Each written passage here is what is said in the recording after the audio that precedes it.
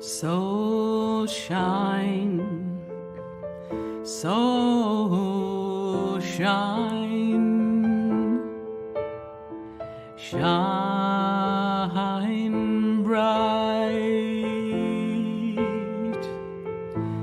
So shine, so shine, shine bright.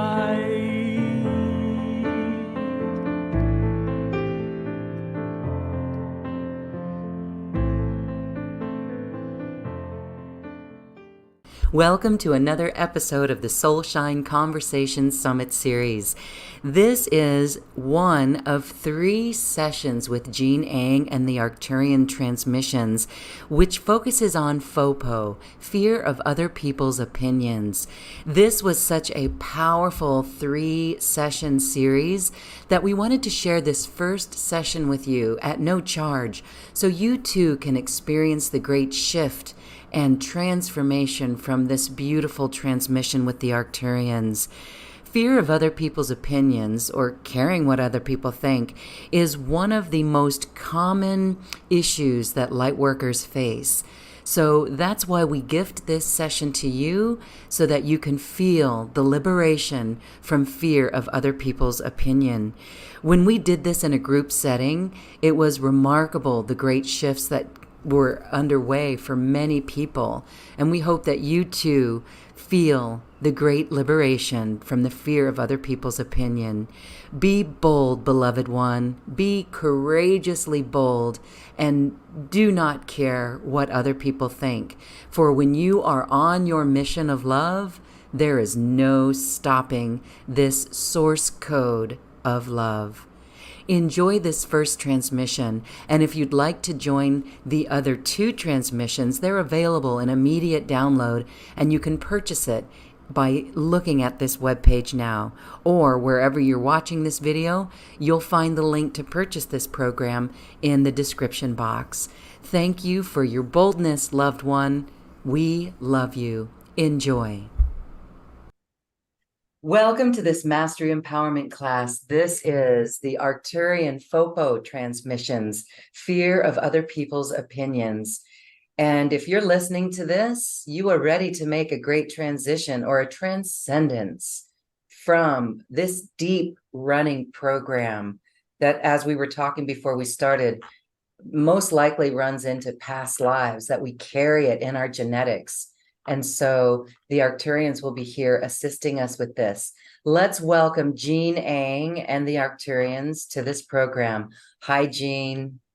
All right. Hi, everyone. It's great to be here. Wanted to first thank Lauren for this great platform that we've been working with. I don't know how many years now, but it's been wonderful to have these meetings now that we, I guess, get together on a regular basis about once a month. And I wanted to thank everyone here who's partaking. And of course, people who've been regulars know that it's everyone's thought and intention that creates the space. And like Lauren was mentioning, there may be some new people to these particular sessions, and we hope you enjoy the energies and discussion. Yeah, but just wanted to say hello. Yes, and so let's bring in the energetics of that backdrop that you have. Jean just returned from the Inca Trail. Wow, that is very Lemurian remnant of you, Quechuan. And just to think of the place that your foot walked, can you imagine if time stood still, who you would be with? Like if your footprint was stepping on another human, a barefoot. Did they have shoes when they ran the Inca Trail? Why am I thinking that some did not? But you could literally be, I mean, that's just so massive. And then the energetics of the Inca Trail, right? I was thinking about this the other day. Our roadways here on Earth carry an energetic, because we're always there, you know? And when we have these little drone planes that can go everywhere and our consciousness goes everywhere, it expands that perspective. And so here you are on the Inca Trail, that has been ingrained on our planet for eons. Tell us your insights from that trip. Oh yeah, what's really nice that we've had these, on a monthly basis is a lot of the sacred site trips have coincided, either right before or right after, usually right after, like from Mount Shasta. I think Crestone, we had a couple of the mastery empowerments, and like what Loren was mentioning. I know Teresa here was on the Inca Trail tour too. Oh, Um, wow, good. yeah, I was trying to see if anyone else was there or there maybe in some of the online sessions from there. But we did just come back from that particular tour. And the backdrop behind me that I put up, usually it's Mount Shasta, but here is the Salcantay Pass. There's well, not the pass, actually, it's Humantai Lake that is a fairly steep climb that we did on the first day, but it was kind of a very nice way to start. A little challenging, but also very rewarding to kind of get to this lake that's up there. Maybe I think maybe it was 12,000 feet if Teresa knows the exact numbers, but yeah, it was really nice there, and it's, as you can see, is very beautiful, sort of that crystal clear water. And like you said, I think definitely humans were walking the trail barefoot, I'm sure, probably, also with some type of sandal, or, and now we have our nice hiking shoes. But either way, there's a lot of, like you mentioned, historical and energetic imprints on that trail, as well as, of course, around the world. So we've heard that those alpine lakes in Peru have a lot of ET activity. Ships come in, come out of those lakes. So when you guys were there on the Inca Trail and under the stars, did you sleep under the stars, or were you intense? I know you were outside, but wow, how exciting to be in that area and out in the elements the whole time. Yeah, Mhm. yeah. Yes, definitely exposed to the elements and the altitude. Definitely breathing the air there and the prana, maybe even sucking the air in some ways. So I think the first couple of days we were getting used to just, really that physicality of the trail. And then maybe I think by day three, also there was a little bit of a letdown in terms of the amount of hours we were hiking. And so we were able to start focusing on sort of the connecting maybe to those more higher subtle realms directly. They're always there, but the focus, it was there was some more availability or space, to do a transmission or a meditation or two. But just to answer that, kind of my sense is, it's like a 24/7, like you said, transmission, because you're there in the elements. We did sleep in tents, very close to nature, close to the ground, so to speak. And you really, I think, get that lower cord, your spiritual cord, energy cord of your body, the lower one connecting to the earth is definitely reconnected through the hiking. Wow, okay. Day three, you said it was a letdown. Is that because you were hiking so much and you knew that it was a long hike, or that it was less hiking? You get to do more transmissions. Yeah, exactly. I think we only hiked 5 hours that day, or maybe Only like, 5 hours. only 5 hours or 4.5, something like this. Just to know, like usually a full day is like a 7 day. And then the more intense days, we were like climbing a peak or a pass that there was one at about 15,300, and then Oh, another one about 13,000, the second highest one. But yeah, so you're really focused, or it just felt very focused physically, as well as enjoying things on the physical, etheric.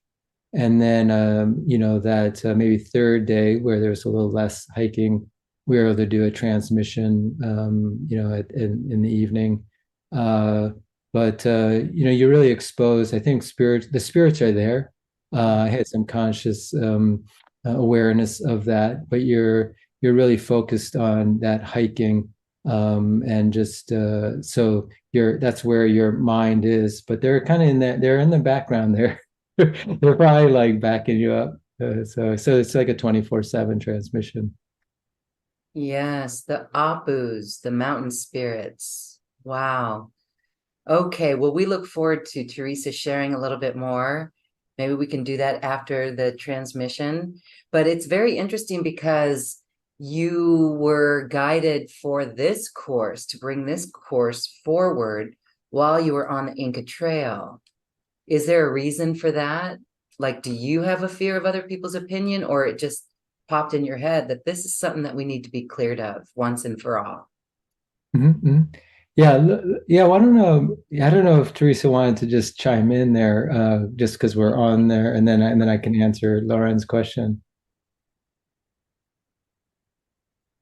I mean, I can just say that like I was communicating with the Apus the whole time because you're there because you're existing on there, you're allowed to exist. I mean, it was very challenging, but it was very good. So yeah, like Ausengate and then Salcantay, it was the white cat. I mean, it was just the top of the mountain was right there. This white mountain, very majestic, was right there all the time, and we slept under it, and it was just like so I had conversations with Salcantay the whole time, especially going over the pass, which, like Jean said, it was rather challenging to get up on, with lack of oxygen and just, so yeah, we were basically existing on the very physical level for a very long time. But yeah, as we sort of adjusted to the whole, and calibrated to, the mountains, we were able to just, do more of the transmissions and actually, connect spiritually. Do you know what I mean? Like sometimes you're just trying to breathe, and then or walk or whatever. And but yeah, it was so yeah, I would totally second whatever he said there. It was challenging, it was amazing, and we really learned a lot. There's just a lot of love there, and there's a lot of support from those mountains. Ausangate particularly, and then Salcantay, which is the second highest peak. Yeah. I have to ask, did you get headaches? I did not. Both Jean and I had done the Alto Lab. I would highly recommend that to anybody. I didn't vomit and I didn't have headaches, so that was really great. So that was good. Yeah. And how did you sleep? Was it okay? Were you just so tired at the end of the day that that was no problem?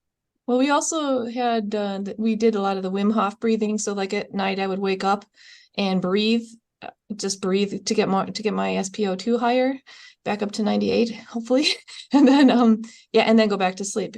So yeah, we had no trouble sleeping. It was the breathing during the sleeping that was the trouble.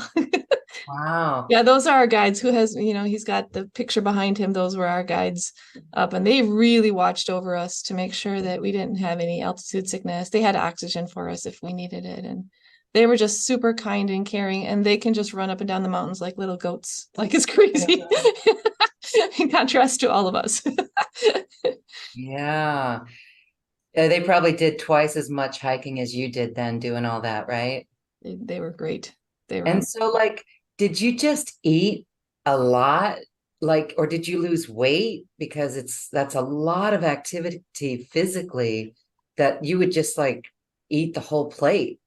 Well, we had snacks in between too. Yeah, you had to they fed us a lot, and we ate a lot in between and drank water. Huh? Wow. Yeah. Yeah, oh, did you have anything else that you were going to add? Yeah, just to answer some of Lauren's questions and also Anne's there. Yeah, I just wanted to put up these guides, like in terms of both spiritual support. They're spirits definitely supporting us, like I mentioned, conscious of the spirits there, even while we were focused physically, without physical bodies, but they're definitely spirits there with physical bodies that made it all possible. And those are our guides back there. That was kind of, when we got to Machu Picchu, which is sort of the end of the Inca Trail, kind of taking those pictures. But they definitely kind of held that space to, with their experience, and they're very loving, very heart-based, and which I don't have a picture right offhand. on the Inca Trail, you can't have any animals because the Peruvian government has decided, to preserve the trail, no pack animals to carry the equipment. So they have porters, human porters, and they have these huge packs on their back, like 50-pound or more, and they're amazing how fast they can move with those packs in the altitude. And so they're another kind of superhuman. I'm sure in the Himalayas, when you climb K2, you have the Sherpas who have a completely different physiology. Like NASA was studying the Sherpas' physiology, for the astronaut program, but probably the same here with the porters. And so all of that sort of combines to sort of, just kind of give you this energetic download, I think, of humans and spiritual beings and land energies. That makes it the whole piece. And I did feel the Salcantay mountain spirit, particularly one experience in the middle of the night. Kind of, that's a very nice time where I think people are up there. We're all in our tents because of the altitude. And speaking about eating, just for myself, the altitude can cut your appetite down. I think I did lose weight. I think I went down one belt notch. But I brought a lot of my own kind of food, which I think people were amused by, my own supplements. I was probably eating that more than anything and carrying that. But they fed us well. I mean, we had so much food. It was a little bit like glamping. So yeah, but that spirit, the Salcantay spirit, is translates into fierce, like fierceness, and it's supposed to resonate, inspire your own kind of fierceness inside, your wild side. That's probably where this like, speaking to Lauren's question, Lauren, where this transmissions are coming from. Maybe that's why we're discussing this too. Is that wild part of you that really doesn't care about what other people are thinking when it's your authentic self. We'll talk more about the refinement of that. Of course, we do care about others, and so there's a balance, there. But we're so maybe a lot of times overemphasized on caring what other people think to the extent that we freeze our own authentic self. So definitely connecting with Salcantay mountain Apu as a spiritual being, or just as inspiration, even in the name, is to connect to our wild side, and my direct experience of that spirit was, for me, was very masculine, and kind of very strong. I don't know, I wouldn't say like Billy Goat Gruff, but kind of like has that kind of really strong male energy. And then when I later on, our guide, the one who's like next to me to our left, he was the main guide, Hector. So he would talk about the different sites, and there was a site on the trail that was like a stone altar, which was of a, like, what he pointed out was like an archer, like shooting an arrow, and behind the archer, the ley line behind, or the backdrop energetically, is Salcantay. And so his perception, without me saying anything about my experience, but this is just his experience or interpretation of that, is that Salcantay mountain really kind of brings in that energy and then empowers that altar of a warrior kind of image that's embedded in that. I'll see if I have that in photo. I may not have it handy right here, but maybe at the break or something. So that coincided with my direct experience of the mountain. I hear that song, Take a Walk on the Wild Side.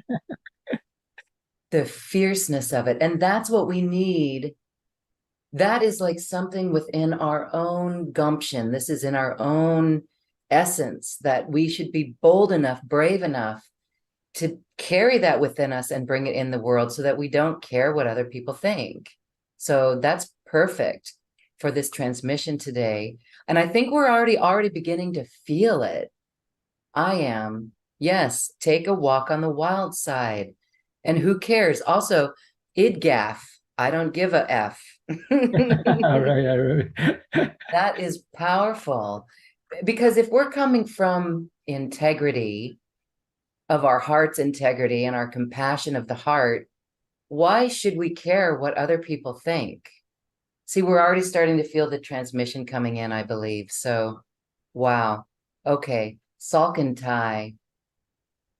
Yeah, I was trying to So put the did you see, okay, okay, I know you guys felt really connected to the Apus. And as we know, Gaia TV has a show, the Apunians, where they were actually human form that came in. And Ricardo Gonzalez talks about the Apunians and how he's met them on Mount Shasta. So Right. did you guys in the dream space, did you see anything in the sky? I have to ask. All right. Yeah, we didn't do an ET contact meditations during that. And for No whatever time. reason, we didn't get a chance to.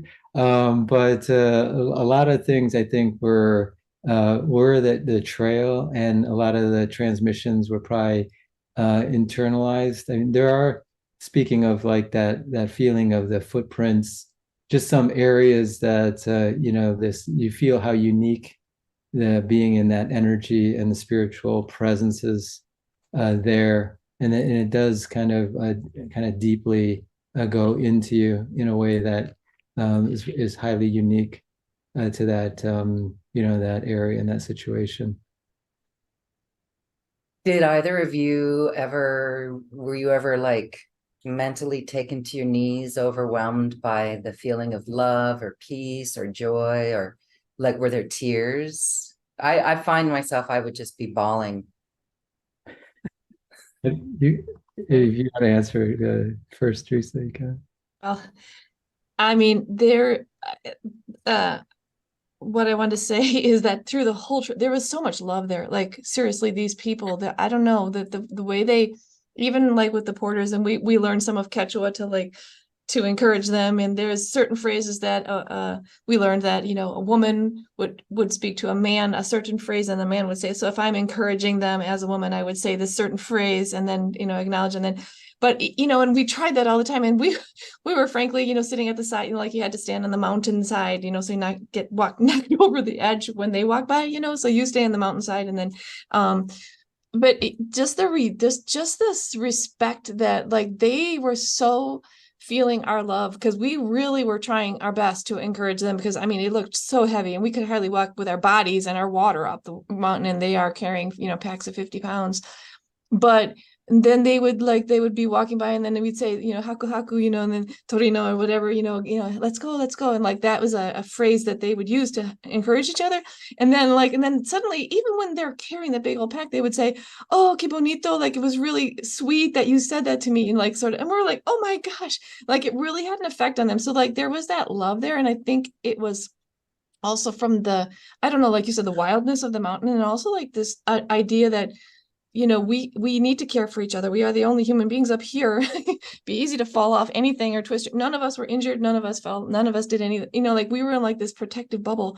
But it was because of the love that these people also carried. Like, and it was implicit in their existence. Like, and I think that we felt that greatly, in addition to the star beings. And we obviously had each of our spiritual teams helping us too, clearly. And we felt that, and they're, they have plenty of ET things over there, little skulls, and you're like, oh my gosh, like everywhere, and crop circles, and these Nazca lines and everything, like clear evidence of having help from star beings, clear.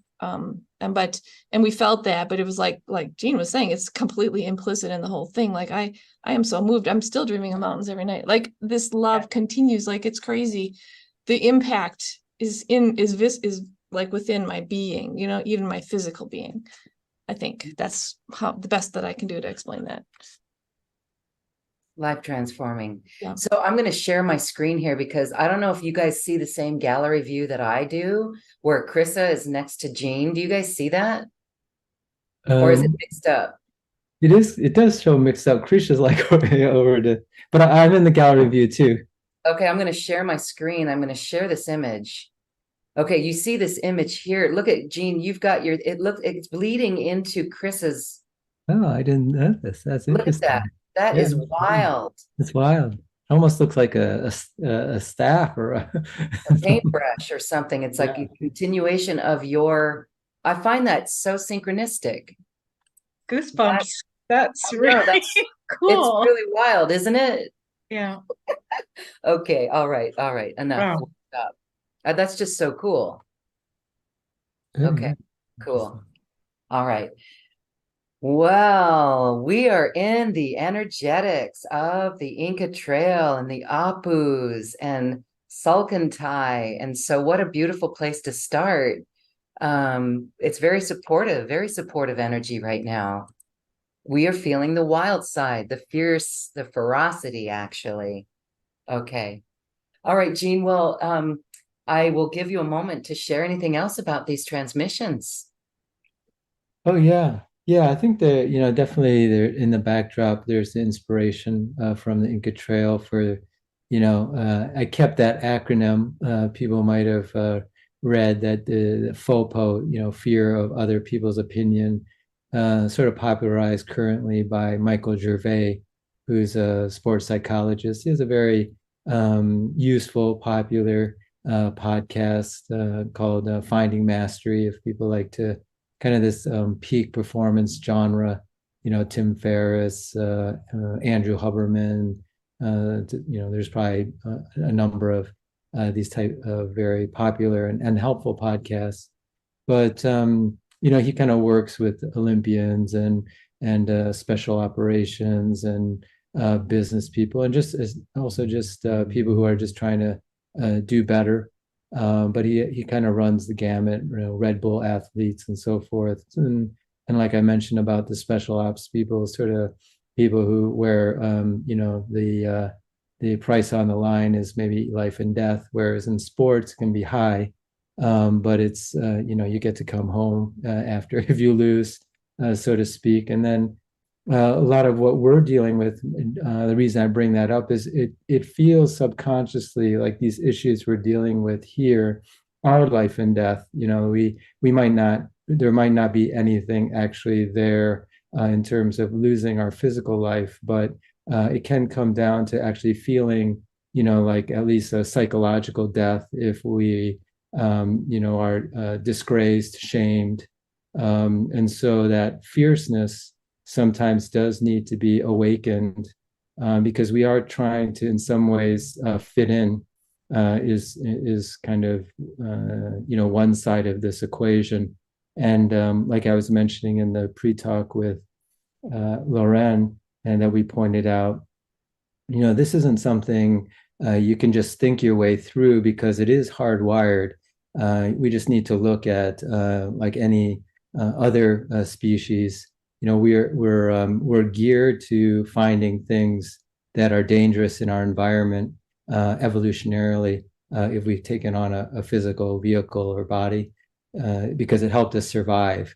And some of that mechanism, which people might know, has to do with a structure called the amygdala in our brain. And there's a lot of research now on that.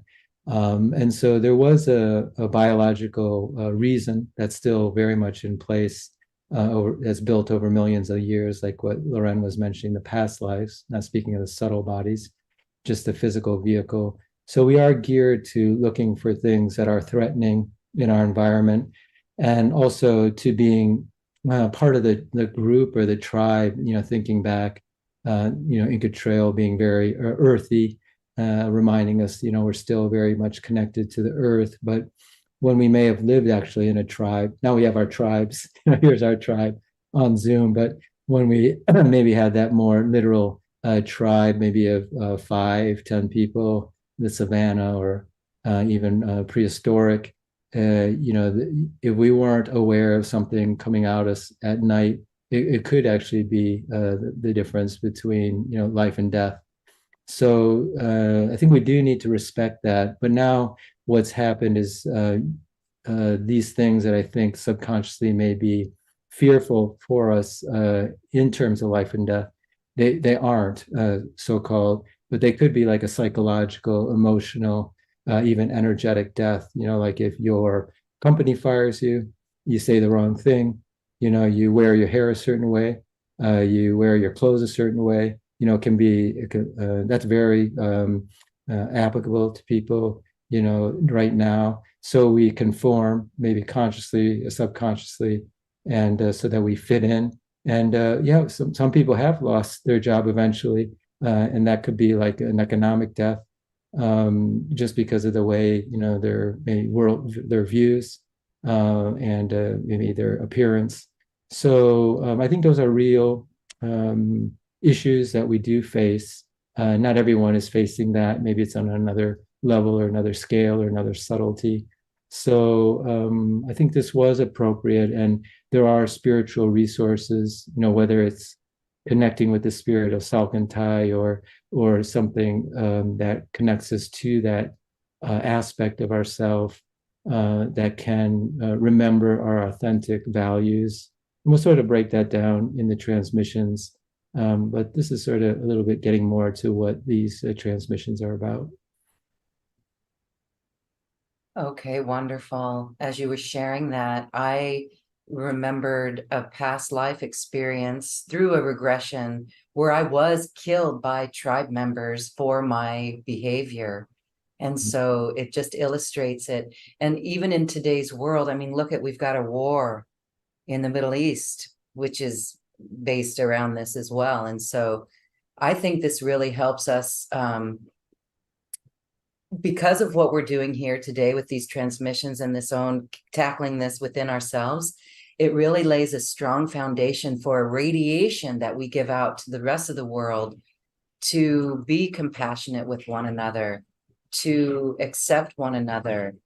So it's important work, because there's a lot of, read any headline and you can start to see people going after people for this thing, right? And so it's really important at this time as well to receive this and to do this work, because as we know from David, who's the power, David Hawkins, what we do as one person or one meditation of love can affect tens of thousands of people.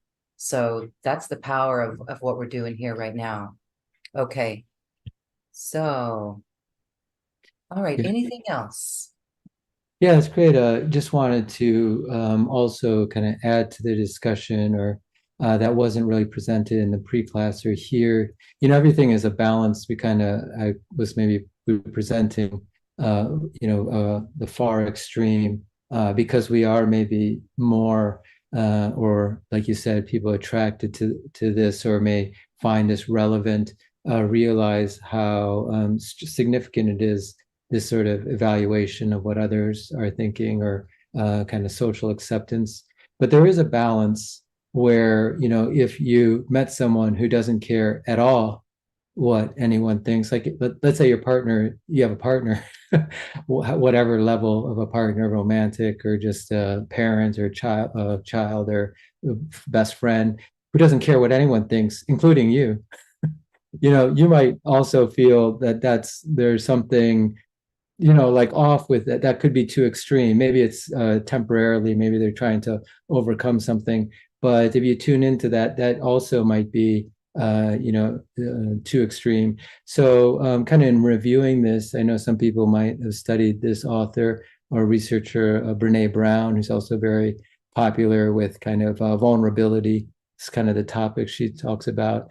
The question about this fear of others is really balanced with who do you listen to, because there are people who you want to listen to, but it's not, what it is it's not everyone. And when she really digests or gets into the weeds, so to speak, of what vulnerability is about, she's not really saying telling everyone your deepest secrets to everyone.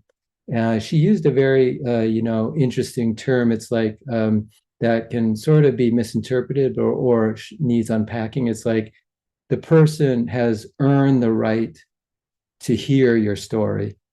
Meaning, like if let's say I was thinking, oh yeah, let's say someone has gone through a very deep addiction for 30 years. Well, if you like all of a sudden met someone who seems to be a possible friend, but they've never gone through an addiction, or they could just simply, you tell them, like I had a very dark night with this, with drinking, and they've never experienced that. They never have gone through something like that. They could just sort of one off say, well, why weren't you tough enough to get through that? Whereas they may not have really earned the right to hear your story because they haven't gone through that. They don't know exactly what the nuances of what you said. So I think there is a balance. We're not telling everyone everything, but there are some people who we do recognize their advice. Whether you want to use that term or we can kind of go over that term, have earned the right to hear your story and could really relate to that. So it's not, there's a balance here. But we're sort of focused right now on sort of this kind of putting out in front this idea that sometimes we are overly concerned about what other people are thinking.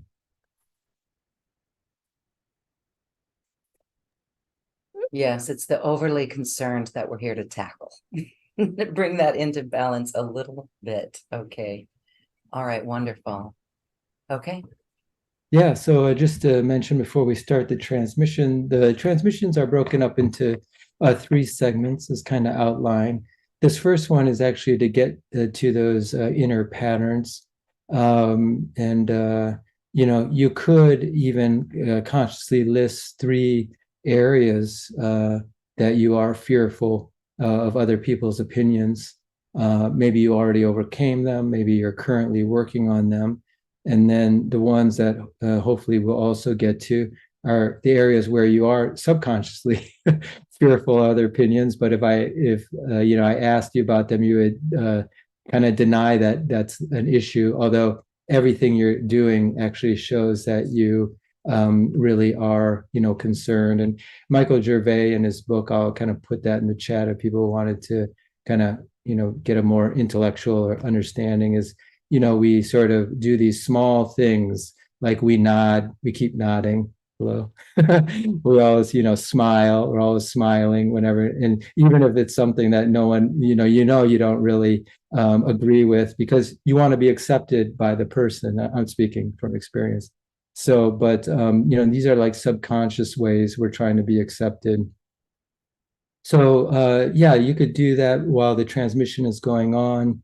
And maybe towards the end, or even after the 3 days, there may be insight into an area where you realize, oh, yes, this might have been on the semi-conscious, subconscious realm where I was actually trying to be accepted. And right now, it's kind of just being aware of that more than trying to do anything with that. So this first transmission is about kind of dissolving those patterns. The second transmission is sort of like identifying, then what is your authentic self? What are you going to be wild or fierce about? You can think or tune in maybe of yourself, or usually in pre-adolescence, adolescence, puberty, these 10, 20, or usually teens, 20, 30, 40 even, or even now, where you're being wild. You can tell the person's being wild, and it's good for them to be wild, but it's not linked yet to anything authentic. They're just sort of overreacting to probably what we're always under, is this self concern. Now with social media, it's probably even more so if you have kids, or anyone, if you have friends who grew up in the last 10, 20 years with social media directly kind of into their consciousness, without having any experience before social media, getting the likes, not getting any thumbs down, getting not just 100 likes, but you need, 100,000 likes and so forth. So there's even more pressure, this subconscious pressure. So, but this overreaction is great as a start, just to be wild, because we haven't been wild. But then where is the authentic core values, that you really want to put your energy into, whether it looks externally wild or not. And then, yes, then finally, we're sort of the third transmission is called flip the switch, which is where you actually make those actions sort of you manifest those actions in the world to your core values. Okay, well, why don't we get started, and then we'll have an open time for more unpacking or discussion. And this will be about an hour, the transmission. If you're new to this, it's a little bit like receiving an energy healing. So you can just relax, you can lie down, you can sit, you can even stand. You can also move into different positions during. And you could just be open to see what you feel. And then if you wanted to think about that list, you could just let that percolate, or maybe you already had some things that came to mind. And those might be patterns that you intend to have dissolved or worked on.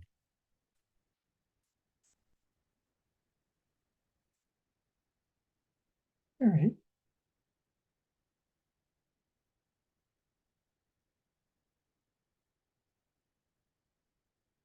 And we're starting the first transmission in the Arcturian FOPO transmissions, or fear of other people's opinions. This is identifying both the conscious and subconscious patterns of fear about what others think or society thinks.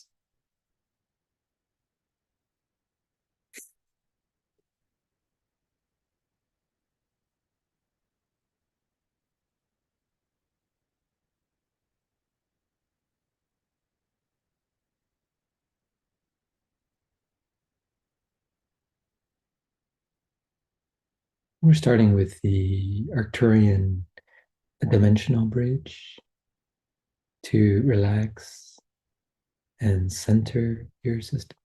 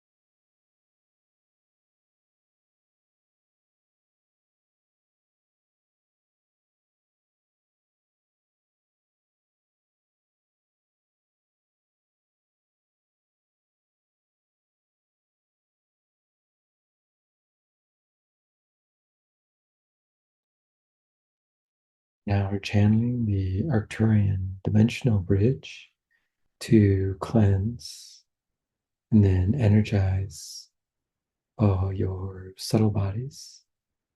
That includes your physical, etheric, emotional, mental, causal, spiritual, and divine subtle bodies.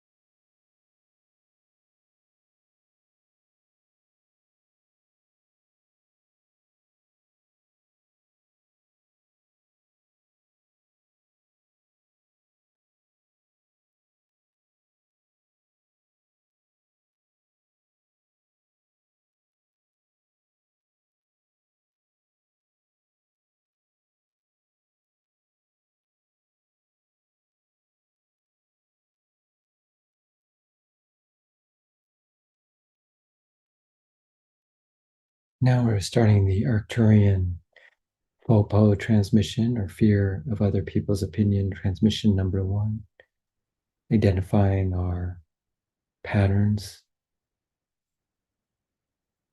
of concern or fear of other people's opinions. We're starting with the relevant conscious patterns.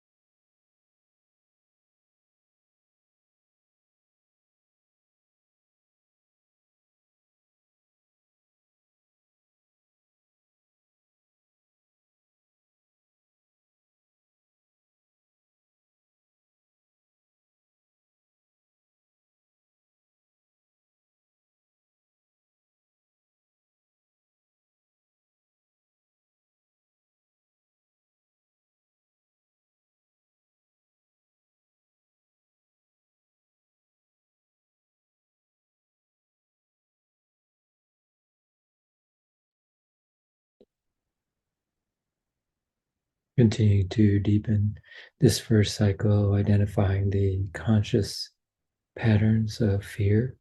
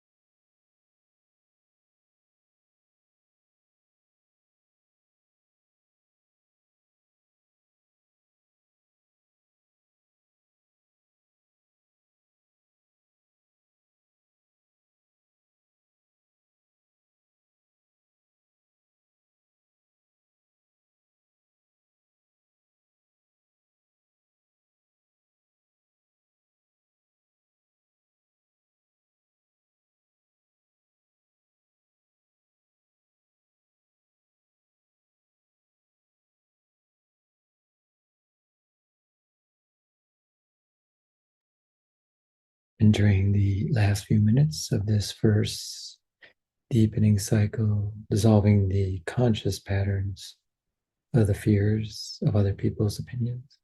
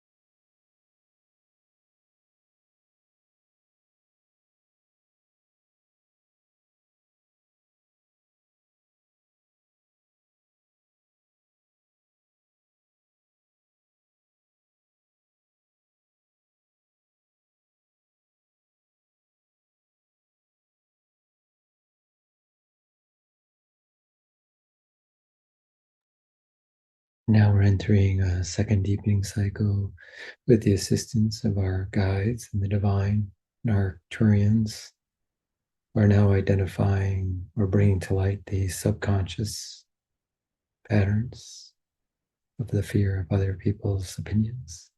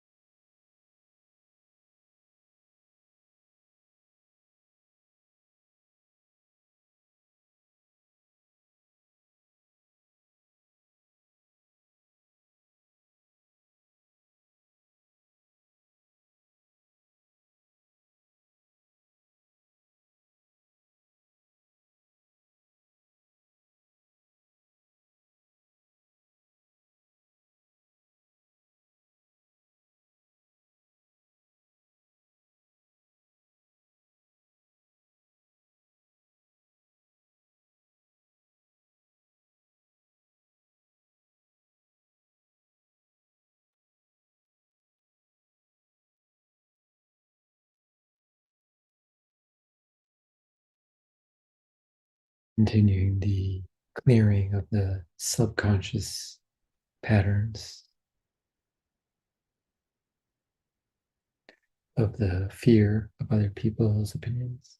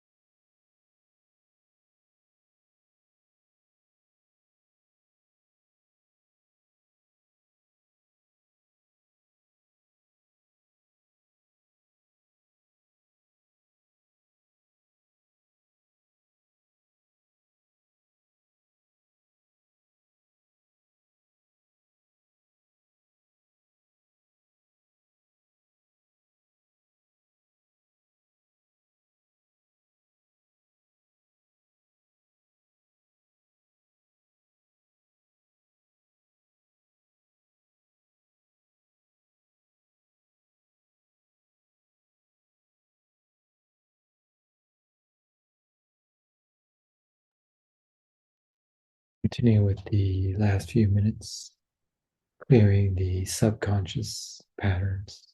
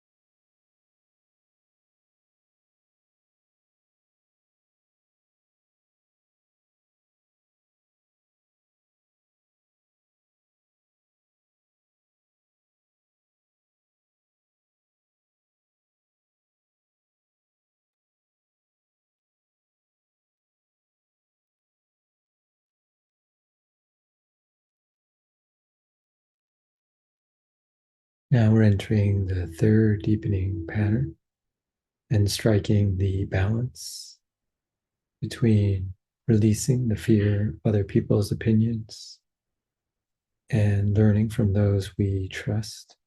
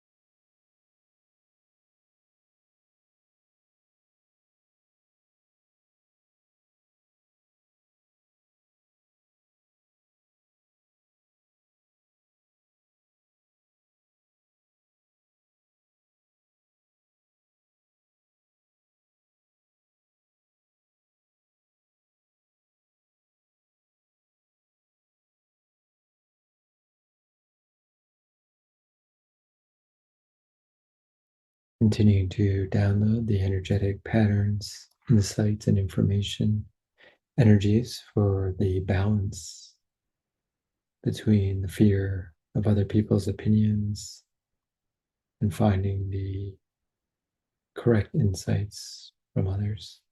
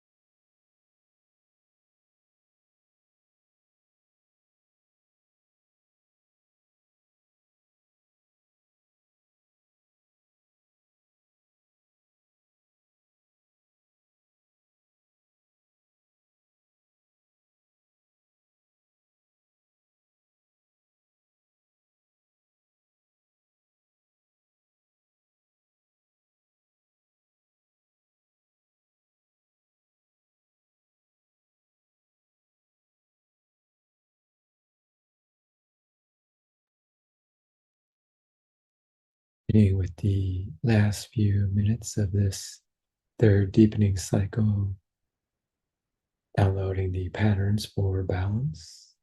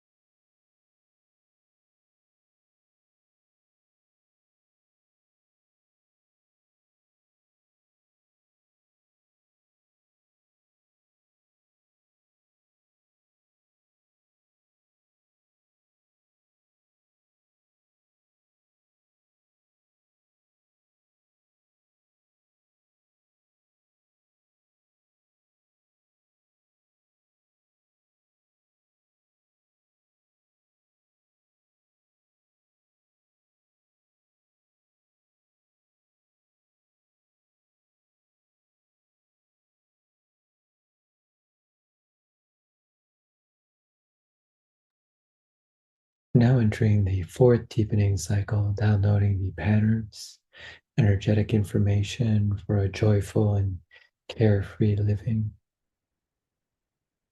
This may be a model of a person you know.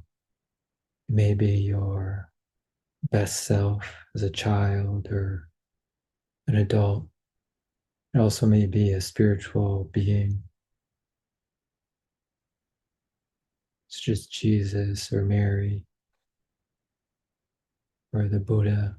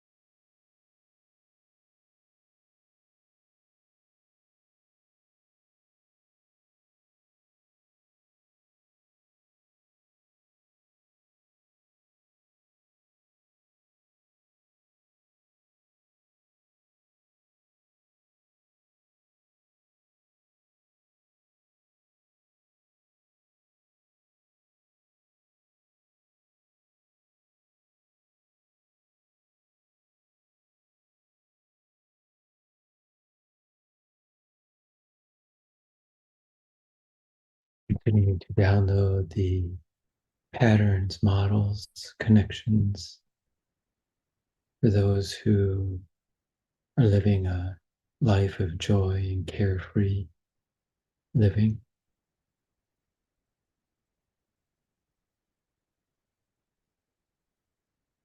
Bringing that into our system.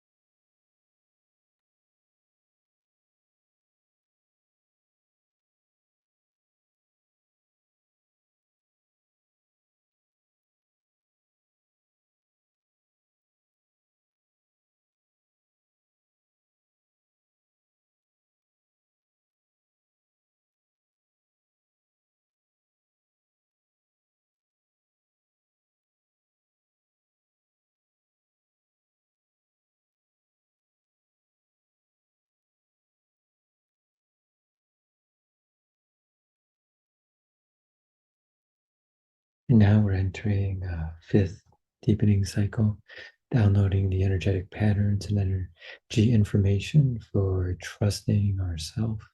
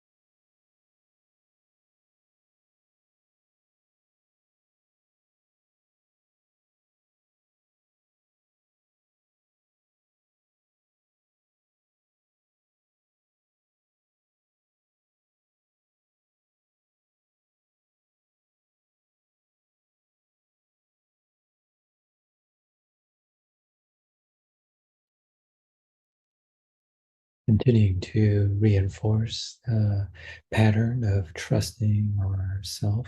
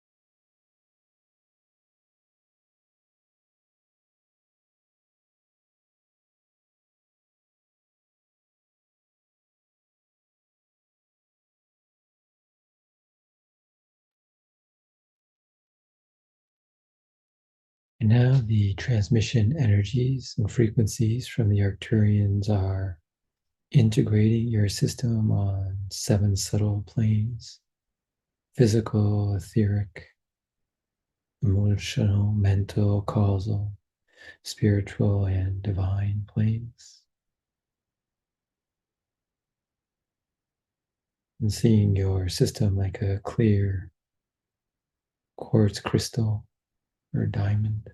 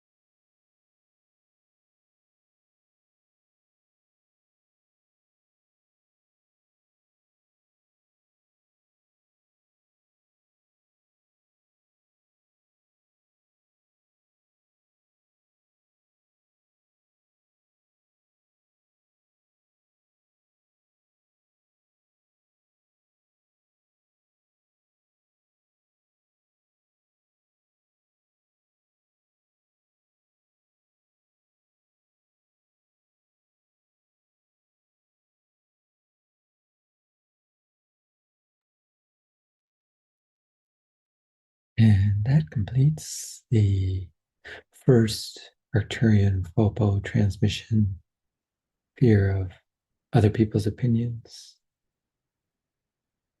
You can gently but firmly come back to your physical body now, moving your fingers and your toes, coming completely back to your physical body now. When you feel comfortable, you can open your eyes and snap your fingers.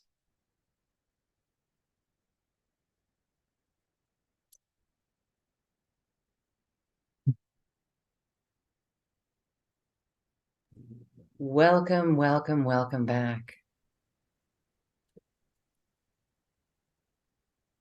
We are radiant and confident. That's really what I'm feeling. I really felt the clearing there, almost on a cellular structure. Wonder who else it resonates with that. This is our time for sharing as you all make your way back. Yes, all right. So Den says that was intense.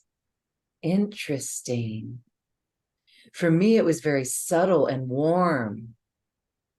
And again, the word confidence, like idgaf, I don't give a F. All right. So as we integrate, your comments help us to integrate. And Den is sharing, I bawled through the first half or more. That's interesting. And Den, if you want to unmute yourself and share any of your comments. But Jean, the tears that flow, is this just because one is recognizing the beauty, the essence of their soul, the purity, the unbridled essence of the soul?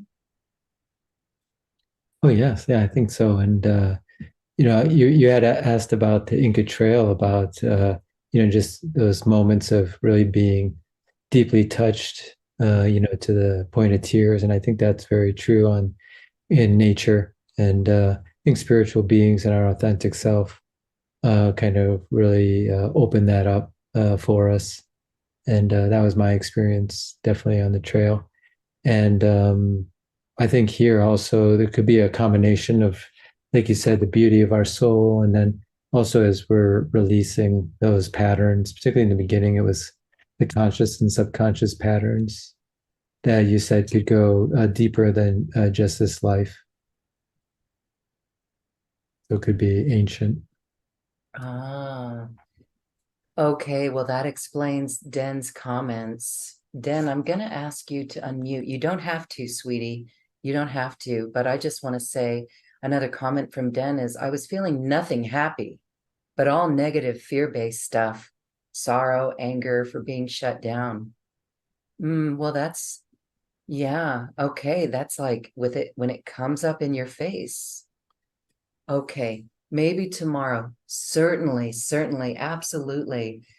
Thank you for being vulnerable and sharing that, because it does reflect another way that we process these energies. When we shine the light in this way, sometimes it's not so pleasant as we're clearing. But the good thing is we've cleared. This is heavy duty work. So, wow, thank you. The intensity is heavy duty. Vera, beautiful. Vera says, I felt very comfortable and I checked out for a while. We call that going very deep. Yeah. Hi, Vera. I call that me getting out of the way and letting my soul take care of it. Yeah, exactly. Thanks for sharing that. So you use the word comfortable. Is there any other word that you can describe from the transmission? One or two or several or many or none?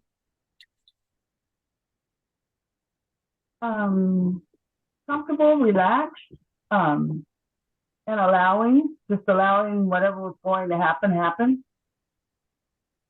So That's great. that's all I can think of. Yeah. Very That's well, yeah, that's how it happens. We have to relax into it. Go ahead, Jean.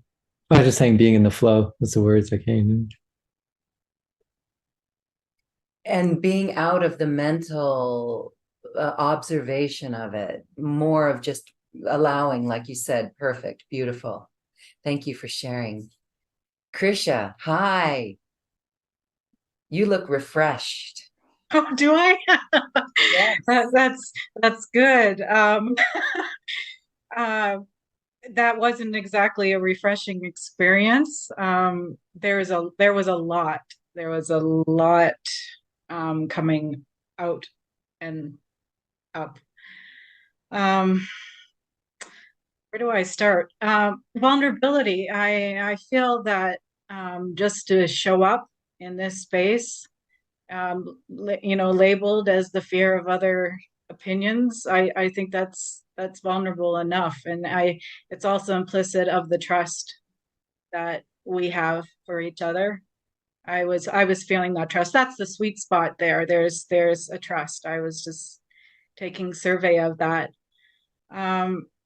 Yeah, lots of layers. I felt pretty comfortable with the conscious part because that's something I've been unpacking and unraveling in my life. Yet when the subconscious part hit, um, I got schooled. I got schooled today. And it reminded me of right before I had my accident, like 11 years ago. My inner guidance like yelled at me. It's like, stay away from that truck. Like I heard that, like it was like yelling in love. And I ignored it, of course, and rationalized it, and thus the awakening. And I heard that type of really stern type of authoritative voice say to me, stop watering yourself down for other people. So, so that's when I realized this fear of other people's opinions and how it has worked out for me, because it's about spiritual power and humility, and what we do with this in our as we awaken. And that just hit me. So I just let it, like, I guess that's where the refreshing part went, because I just sat with it and I had to breathe through. Like I had to really breathe through that part because it was really, really tricky. And I was brought back to when I was a child and being trained to apologize for everything just to keep the peace. And when that happens as an adult, when other people's opinions are formed, it's like I have taken them on as my own. It's like, come on in. It's like, you have opinions. I guess they must be correct. And everyone else's opinions rise above mine. And as an empath, what happens? Opinions look like and feel like energies, right? So people's opinions become energies that float around. And I've been very open and receptive to people's opinions because, Jean was talking about smiling and nodding, as somebody else really doesn't agree, but I can see if they don't agree. And harsh opinions, they come across as almost like daggers. And I had that experience not too long ago, and I saw the daggers coming at me, and I'm receiving it into my energy field. And what happens is like that, the spiritual power that is implicit is not used. And it's interesting because in this group, we're taught like how to protect ourselves, how to live in our spiritual power, and what to do. And at that time, when I had these harsh energies, opinions coming at me, I welcomed it in. Although I have guardian Mandela, I have all these spirit teams that can help me, and I just received and let it in. So my whole point about this and what I felt is in order to do what we're all here to do, releasing other people's opinions and energies is standing in the power. And that power is a beautiful thing. It's the only way to live this life in our authenticity. Which is why, I mean, I'm here. I'm here. I can say that I just trust my journey. And I'm very thankful for this gift of that felt very uncomfortable for me and freeing at the same time. That was a lot. I don't know. I don't know. Thank you for sharing that. And happy birthday, by the way. Oh, thank you. It's in the chat. You Oh, were for goodness close. sakes. Thank you. Okay, there's what you said there is relevant to what another person, Roberta, shared. She's not on the chat anymore, but maybe she'll get this in the recording.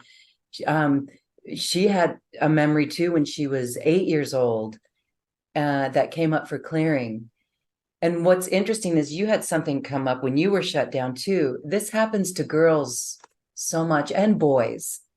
There is a wonderful book, Reviving Ophelia, by Mary Piper, and it is every mother or parent of a teenage daughter should read this book because it's about salvaging or keeping a young adolescent's sense of strength and self. And so that's what happens. And I find it interesting that Roberta, around that age of 8, that's when she noticed. I mean, because when you're an 8-year-old girl, and a boy for that matter, especially a girl, you're really confident, you know who you are. But then after that, 9, 10, 11, 12, and even beyond, other people's opinions, comments start creeping in, and that makes us shut down. So this work went right to the heart of it for Roberta, and even it sounds like you too, and all of us who felt the clamp down, the suppression of other people's opinions. Thank you, Jean. Hi, Teresa. Hi. I'm sorry. Even I think I talked too much already this entire but I was going to say that this was very profound, and I know that I'm buzzing completely, just kind of a slow buzz. But I wanted to say that I was trying to identify some of my, at least the conscious ones, and I realized how much, and I already knew this, but I'm hoping that it'll clear more. But like the heavy socialization that takes place in the Midwest, like you do not want to get out of it, because then nobody's going to help you out of the snowstorm, and you're going to be on your own, and nobody's going to bail you out if your heat goes out or whatever. You know what I mean? Like there's that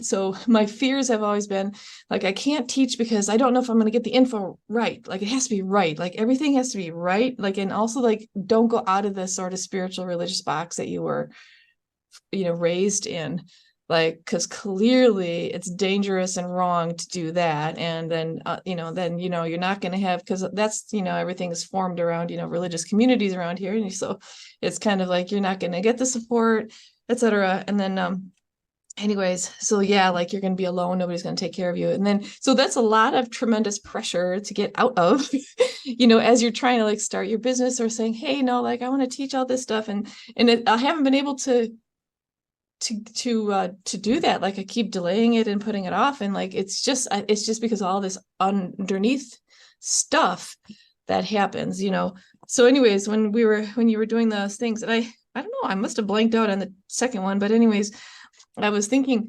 something about like, I have to trust myself, that it's like, trust my higher self. And then like, you actually put it in at the end, Jean, that was really great. And I'm like, oh yes, good. He said that, because that's what needs to happen.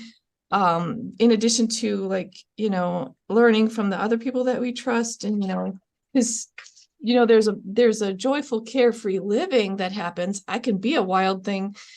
And I realize as I'm, older and older, I have so many responsibilities and people to take care of, and like, don't, like even in this whole city, even if I'm like relaxing somewhere, somebody might know somebody that might know me because I've served them for some, like there's like a behavior thing, like I can't get out of like being responsible, for other people, which means that, I have to be aware of their opinions. And so it's a fine line of I don't know, I'm talking a lot, but I mean, it's a fine line of just, like, trying to say, look, the world is wider, and here's the bridge between where you are and where, like, to help people go beyond themselves. And also me fighting against me, or me fighting against my entire upbringing in socialization, and that still continues unless I move out of the area. And then it might probably still continue, because it's kind of like, you carry it. So I'm hoping that all of that will just kind of fall away gently, and I can, to be more myself in that way, be more of a leader in that way. That's an authentic leader that isn't held back by other people, telling me that I should be whatever, so anyways. So I have great hope in this. We'll see. You're already on your way. Yeah. That's great. That's great. Yeah. And just to have that all, like you're able to say that consciously is wonderful.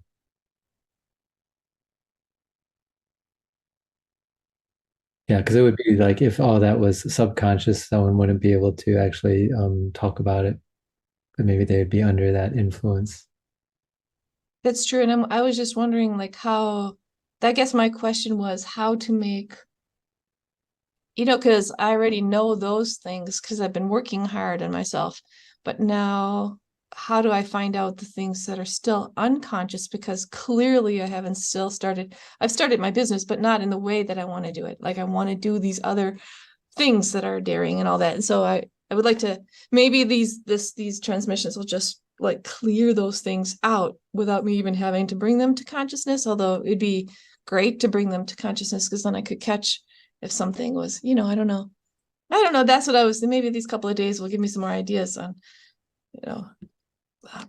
how to ferret out those unconscious things and live even more freely and joyfully. Oh yeah. Yeah. I mean, if that was the question, I think that's the question maybe we all have or could benefit from. I think even though it's uncomfortable, probably the areas where we find conflict or discomfort, maybe it's coming from externally.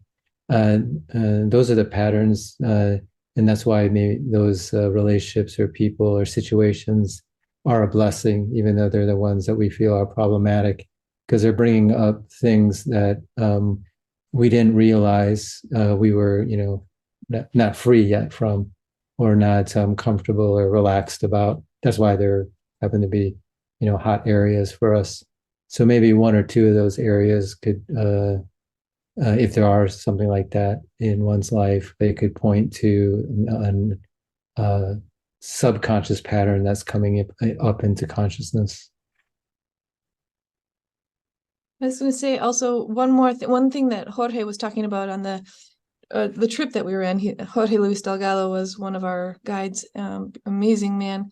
But he challenged me a little, because I said, I don't really know who to share with, because when you get into a position of being responsible for a lot of people, it's hard to find people that you can actually share with. And he's like, well, anytime you want to take the microphone and talk to the bus. And I'm like, oh my God.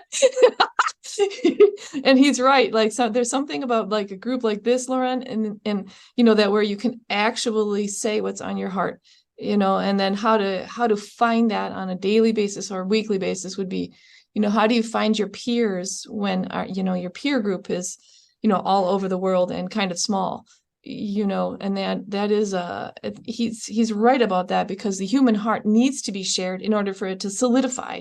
And that's been a challenge of mine too, like who to trust, because, to talk about stuff like this, you have to, you have to trust your people not to take it wrong, or to allow you the chance to make mistakes as you grow and move forward, so, I mean, I've made a group of people like that, but I need to find one for myself where I can actually talk. So I guess maybe if we can talk about a little how we can do that, that would also be great. How a person could like go about, I don't know, finding the right people to talk to. I think that's the age-old question. And you know what, even, we've got this platform here and it's wonderful, totally like-minded, and it raises our vibration just being here. But then in everyday waking life, I'm not in this with everyone. People look at me and I can't say that. But what I can do is speak from my heart. When people feel heavy or lower energies, us speaking from our heart is actually an attraction for them. They are eager to listen. They are eager to absorb the frequency. So just by being in your heart, speaking from the heart will allow resonance or an attraction of those people to come closer. Some may just look at you like, ah, she's crazy or woo-woo or whatever, but that's how you're going to slowly find it. Mm. Yeah. Yeah, so he was right that way. Start sharing. I'm like, okay. Sure. Smart man. You're doing it with the students. You're doing it with your students. No, I realize that, yes. And I'm also aware that there's a power differential there. So, I don't want to, you know what I mean? Like, They're so, listening. Authority. Yeah. What? Authority, your authority. Sure, in a right. way. Yeah. But see that, I mean, imagine 10 years from now, those kids are going to look back at something that you said to them. Wow, it makes me want to cry right now because that's the influence that you have. So you got it. That's true. Thank you. So, yeah, that's great. That's right. Wow. Awesome. What a beautiful session so far. And again, we're going to remind everyone to hold this frequency, to be in this space. It's still working with us. And just pay attention to what you notice in this next 24 hours before we meet again and your dream space. Jean, I want to give you a moment to conclude our show. Yeah. Thanks everyone for bringing down the great energies and all those great comments and insights, and working, wrestling, or even just trying to be aware of our subconscious patterns. It's very not easy work, as people were mentioning and pointing out. And tomorrow we're sort of moving now to sort of more our authentic self, or what our values, the things that were sort of really deeply coming from our highest self, or Adam Kadmon image, blueprint for our soul, and trying to bring those through, and what to place our focus on after this sort of clearing aspect. Okay, well then enjoy it. And I wonder if that list, if anybody wrote down the 3 things I did, it's all about being in public, being in public, being on video, walking in public. It's all of it. And I think the word confidence is the word that I chose today, because all of that is erased. So who cares anymore? Seriously, who cares? So with that, everyone, beloved, beautiful people, have a beautiful rest of your day. And we thank you for holding these frequencies. We'll see you tomorrow. Namaste. Hey, thanks, Lauren. Thanks, everyone. Good seeing you.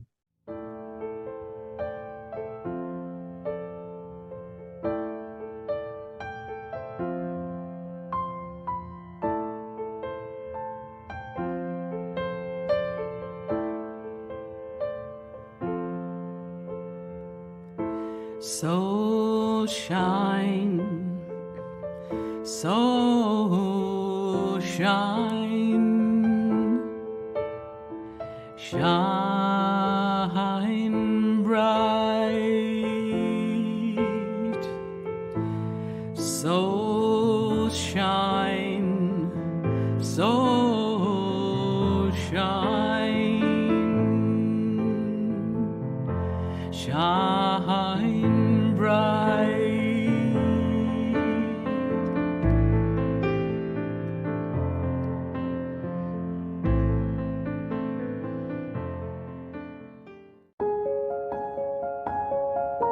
This has been a presentation of New Earth One Network, your home for New Earth living. Access information, education, and videos on living from the heart in unity consciousness. Visit newearth1.com.